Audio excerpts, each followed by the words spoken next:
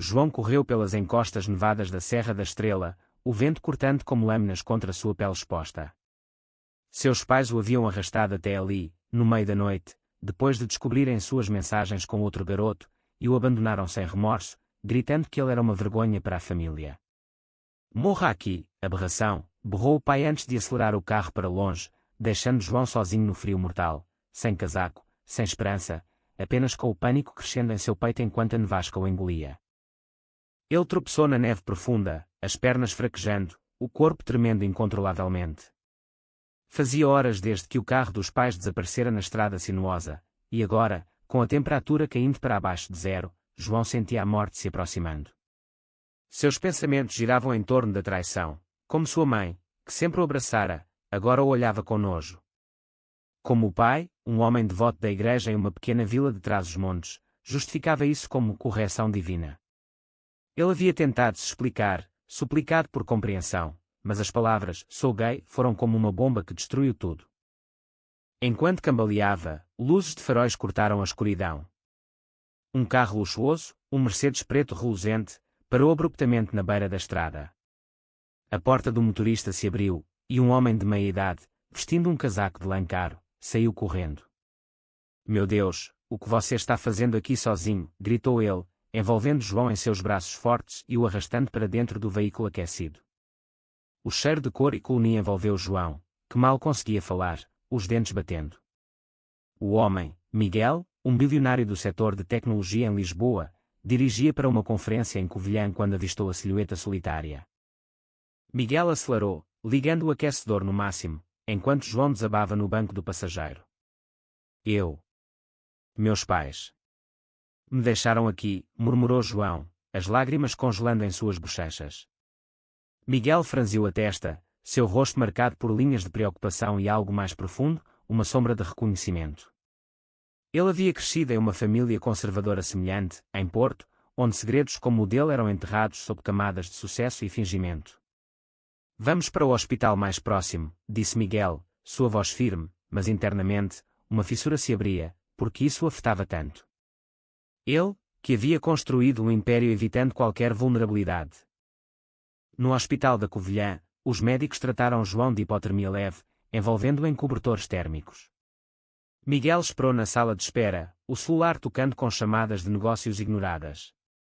Quando João acordou, Miguel estava ao seu lado, oferecendo um copo de chá quente. "Por que você parou?", perguntou João, os olhos castanhos cheios de desconfiança. Miguel hesitou, escolhendo as palavras com cuidado. "Porque eu sei como é se sentir abandonado pelo mundo." Era uma meia-verdade. Miguel, aos 45 anos, era casado com uma mulher influente, pai de 2 filhos, mas carregava um segredo que o corroía, sua atração por homens, reprimida por décadas para preservar sua imagem pública. João contou sua história aos poucos, entre soluços. Cresceu em uma vila rural, onde a igreja ditava as normas, e ser gay era sinônimo de pecado imperdoável. Seus pais, agricultores devotos, descobriram seu celular escondido com fotos e mensagens para Tiago, um amigo da escola. A reação foi violenta, gritos, socos, e a decisão impulsiva de levá-lo para a serra, achando que o frio o curaria ou o eliminaria.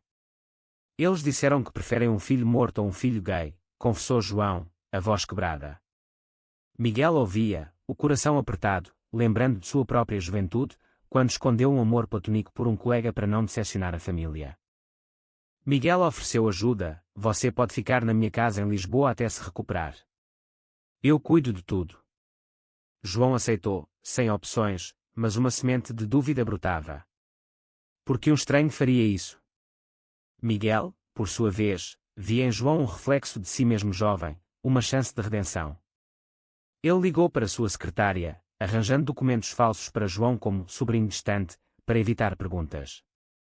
Enquanto dirigiam de volta para Lisboa, a neve dando lugar a estradas molhadas, uma tensão sutil crescia entre eles, olhares furtivos, silêncios carregados. Em Lisboa, na mansão de Miguel em Belém, João foi recebido com luxo que nunca imaginara. Quartos amplos, vista para o Tejo, empregados discretos. Mas a adaptação foi dura. João tinha pesadelos, acordando suado, gritando pelos pais que o traíram. Miguel o consolava, sentando-se na beira da cama, compartilhando histórias de sua vida, o império tech que construiu, apps de realidade virtual que revolucionaram o mercado. O sucesso esconde muita dor, admitiu Miguel uma noite, sob a luz da lua. João, aos poucos, se abria, seus sonhos de estudar arte em Lisboa, sufocados pela família. Mas o conflito interno de Miguel fervia. Sua esposa, Ana, uma advogada proeminente, notou sua distração. "Quem é esse garoto que você trouxe?" perguntou ela, o tom acusador. Miguel mentiu, "Um jovem em apuros, ajude por caridade." Ana, suspeitando, começou a investigar. Enquanto isso, João explorava a cidade, sentindo-se livre pela primeira vez, mas assombrado pela rejeição familiar. Ele ligou para casa, mas o pai atendeu e desligou na cara. "Você está morto para nós." A atração entre João e Miguel crescia sutilmente. Toques acidentais, conversas profundas sobre identidade. Miguel lutava contra isso, ele era casado, pai, um pilar da sociedade. Permitir isso seria trair tudo. João, vulnerável, via em Miguel um salvador, mas também um homem atormentado. Uma noite, durante um jantar, Miguel confessou parte da verdade: "Eu entendo sua dor porque eu passei por algo similar." João pressionou, e Miguel desviou, mas a semente da dúvida plantada. A ameaça veio como um soco no estômago. Miguel desligou o telefone, o rosto pálido, enquanto João observava do sofá. "O que foi?" perguntou o jovem, mas Miguel balançou a cabeça, forçando um sorriso. "Negócios, nada mais." Internamente, pânico, quem sabia? Sua vida dupla, os encontros discretos no passado, sempre encobertos por dinheiro e poder. Agora, com João em casa, tudo parecia exposto. Dias se passaram, e João começou a se integrar à vida lisboeta. Miguel o matriculou em um curso de arte na universidade, pagando tudo. "É um investimento no seu futuro", disse ele. João, grato, mergulhava nos estudos, pintando telas que capturavam sua dor, paisagens nevadas com figuras solitárias. Mas a liberdade trazia culpa. Ele se perguntava se merecia isso, se sua orientação era mesmo uma maldição como os pais diziam. Ana, a esposa, intensificou as suspeitas. Durante um jantar familiar, com os filhos adolescentes, ela confrontou Miguel. "Esse João fica aqui há semanas. O que está acontecendo?" Os filhos, curiosos, olhavam. Miguel defendeu: "Ele precisa de ajuda. Seus pais o abandonaram." Ana não comprou. "Abandonaram por quê?" João, ouvindo da cozinha, sentiu o estômago revirar. Ele entrou, enfrentando-a: "Porque sou gay. E eles me odiavam por isso." O silêncio caiu. Os filhos trocaram olhares desconfortáveis, Ana, chocada, mas com um brilho de compreensão. Naquela noite, Miguel e Ana discutiram feio. "Você o trouxe porque se identifica com ele, não é?" acusou ela. Miguel negou, mas a verdade doía. Ana, casada por 20 anos, sabia de sua frieza emocional, dos segredos. "Se há algo mais, diga agora." Miguel mentiu novamente, mas a rachadura no casamento se ampliava. Ele se trancou no escritório, bebendo uísque, questionando suas escolhas, porque se casara. Por pressão social, para herdar o negócio familiar, para ser normal. João, sentindo a tensão, procurou Miguel. "Eu causei isso. Posso ir embora?" Miguel o segurou pelos ombros. "Não. Você fica." O toque lingered, elétrico. João sentiu um arrepio, atração misturada à gratidão. Miguel recuou, atormentado pela moral. Ele era 27 anos mais velho, um mentor, não um amante. Mas o desejo reprimido borbulhava. A sociedade portuguesa, ainda conservadora em partes, adicionava pressão. Notícias de discriminação contra LGBT enchiam os jornais, ataques em bares gays no Bairro Alto, debates no Parlamento sobre direitos. João participava de um grupo de apoio online, compartilhando sua história anonimamente. Lá, ouvia relatos semelhantes, famílias devotas rejeitando filhos, invocando a fé católica dominante. Miguel, para distrair, levou João a uma gala de caridade em Sintra. Vestido em smoking emprestado, João se sentia fora de lugar entre elites. Mas Miguel o apresentava como protegido, orgulhoso. Durante o evento, um antigo conhecido de Miguel, um político conservador, comentou: "Ouvi sobre o garoto que você resgatou. Cuidado, esses tipos podem ser problemáticos." Miguel fervia, defendendo: "Ele é uma vítima de preconceito." O político riu: "Preconceito? É a ordem natural." Aquela noite, de volta à mansão, João confrontou Miguel sobre o comentário.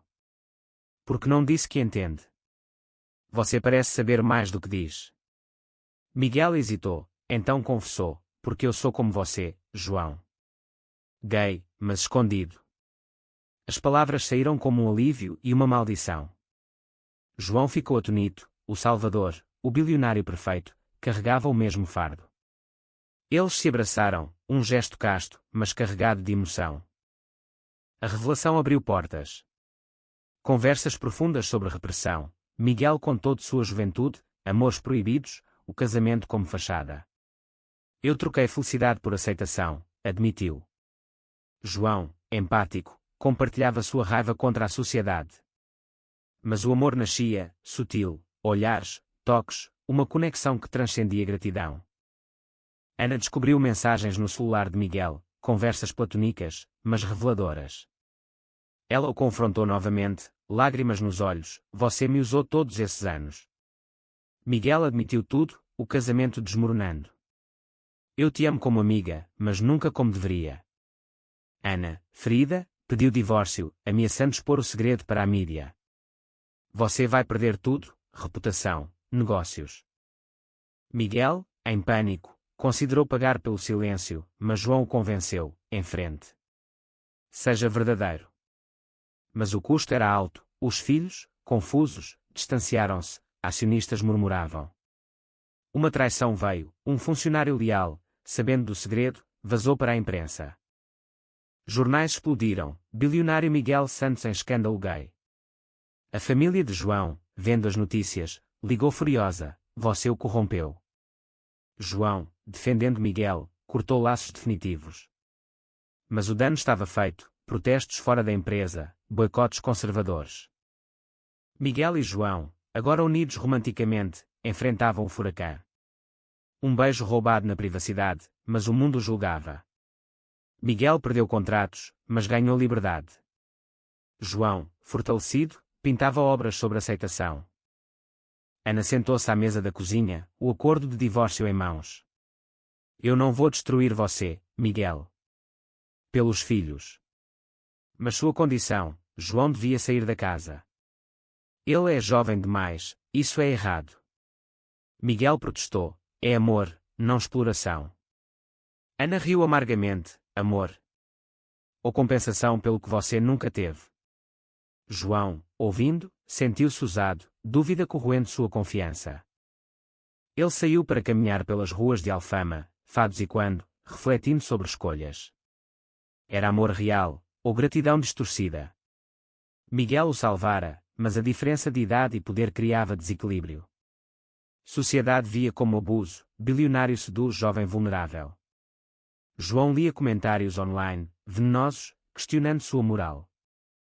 De volta, confrontou Miguel: "É isso que sou. Um troféu." Miguel negou, olhos suplicantes: "Você me despertou para quem sou." Eles discutiram horas, lágrimas e acusações. Miguel admitiu: "Talvez eu esteja errado em te envolver nisso." João, dividido, beijou passionately, mas recuou: "Preciso de espaço." João se mudou para um apartamento modesto em Lisboa, pago por Miguel, mas independente. Estudava arte, fazia amigos no circuito LGBT, participando de marchas pelo orgulho. Lá, encontrou Tiago, o garoto da vila, agora em Lisboa. Tiago, openly gay, o convidava para sair: "Esqueça o velho rico."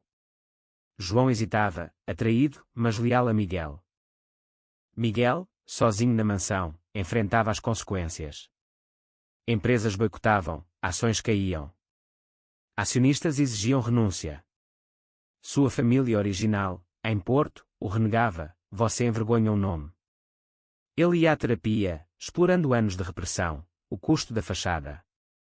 Uma traição veio de Tiago. Ele, invejoso, vazou detalhes íntimos para a imprensa, alegando João usara. Ele trocou a vila por luxo.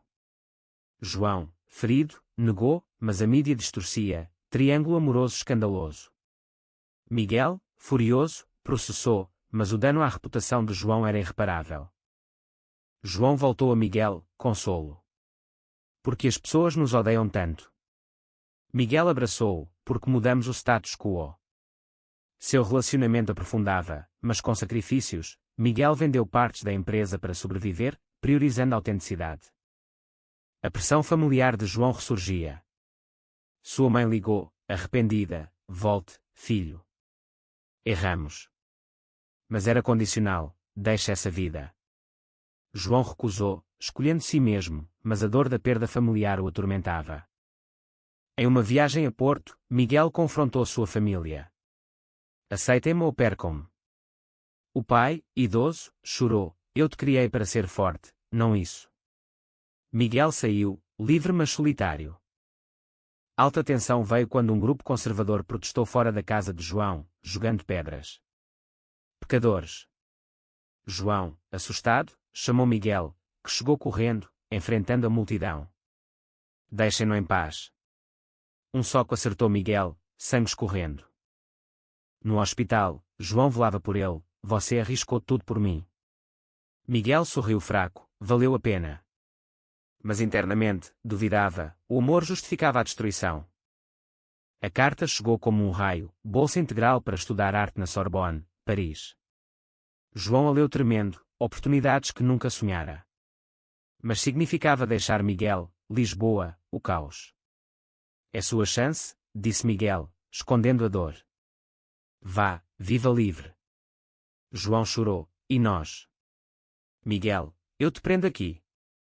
Não. O conflito interno rasgava João.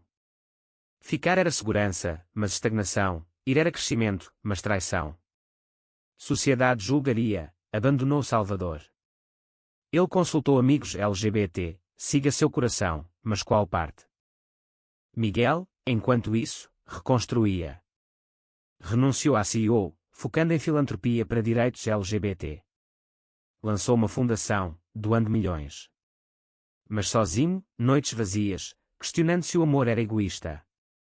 Ana, divorciada, aproximou-se dos filhos, explicando: seu pai é gay, mas bom homem.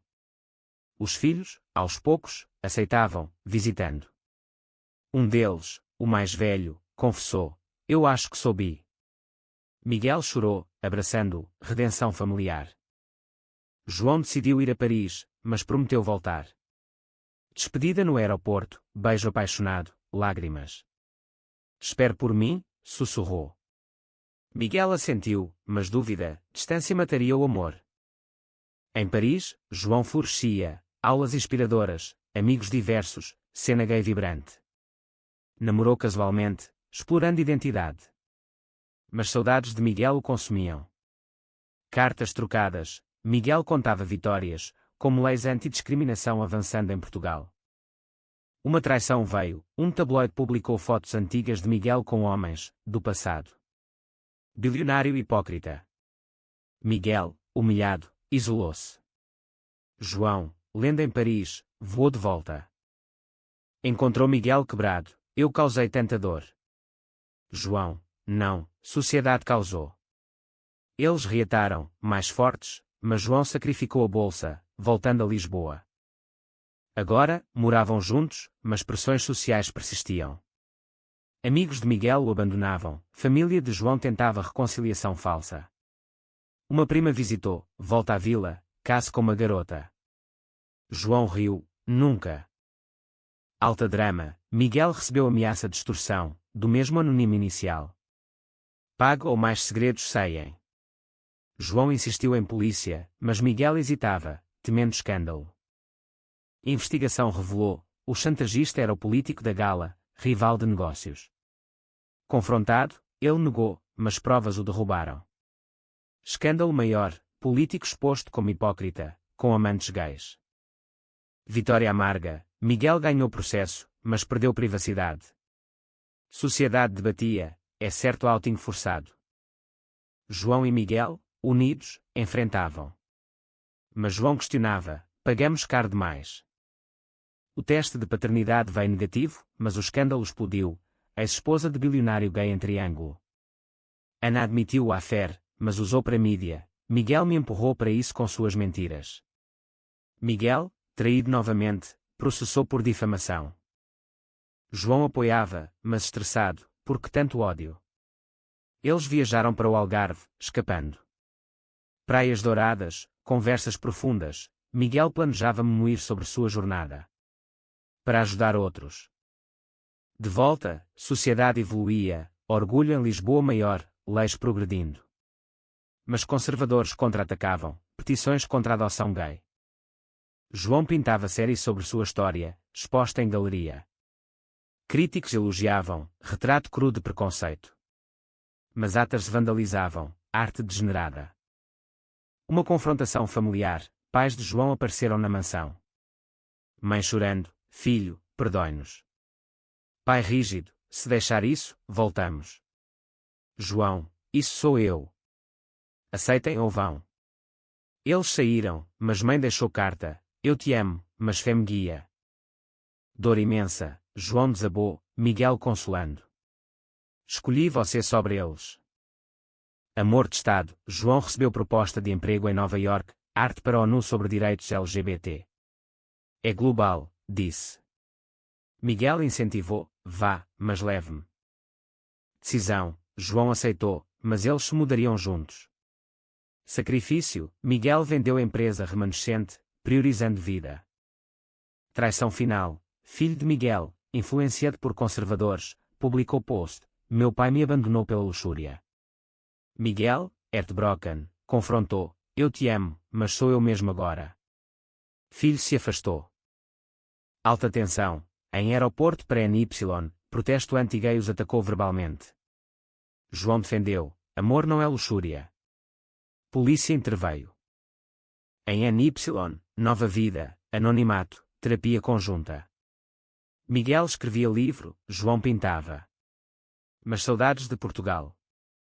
Reflexão, custos altos, mas ganhos em autenticidade. De volta a Lisboa para testemunhar no Parlamento sobre discriminação LGBT, Miguel e João enfrentavam holofotes. Miguel falou: eu perdi tudo, mas ganhei liberdade. João adicionou: minha família me abandonou na neve, mas sobrevivi graças a amor verdadeiro. Testemunho impactante, mídia cobria, opiniões divididas. Conservadores, propaganda imoral. Progressistas, heróis. Pós-audiência, reconciliação parcial, filho de Miguel ligou: desculpe, pai. Eu entendo agora. Encontro emotivo, abraços. Família de João, mãe visitou sozinha. Eu errei. Aceito você. Pai resistia, mas semente plantada. Vida estabilizada, Miguel consultor, João artista renomado. Relacionamento sólido, casaram em cerimônia discreta. Mas reflexões profundas, danos irreparáveis, amizades perdidas, carreiras alteradas. João questionava: valeu o preço? Cautruin-se a outra cui, ameaça antiga ressurgia, mas resolvida com união. Final, eles caminhavam pela Serra da Estrela, neve leve caindo. João: aqui começou. Miguel: e aqui renascemos. KT Tuc, foi certo sacrificar tudo por amor, ou o preço da autenticidade é sempre alto demais para justificar?